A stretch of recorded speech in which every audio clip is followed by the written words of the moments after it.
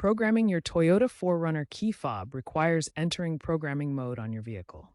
The method varies by model year. For older models, generally before 2009, turn the ignition key to on and back off 5 times within 10 seconds. For newer models from 2009 and later with push start, the sequence involves pressing the start button differently. Consult your owner's manual for the exact procedure for your specific model year, as incorrect steps can prevent successful programming. Once in program mode, the vehicle will typically indicate this with a chime or flashing lights, signaling it's ready to pair with a new key fob. Make sure the vehicle is in park and doors are unlocked for safety. Once your 4Runner is in programming mode, press and hold the lock or unlock button on the key fob you want to program for a few seconds.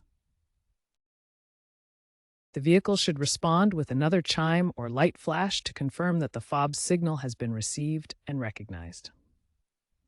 If you have multiple fobs to program, repeat this process for each one within the allotted time frame, usually around 40 seconds. It's crucial to use a compatible key fob designed for your 4Runner's specific year and trim level. A fob from a different model year may not work.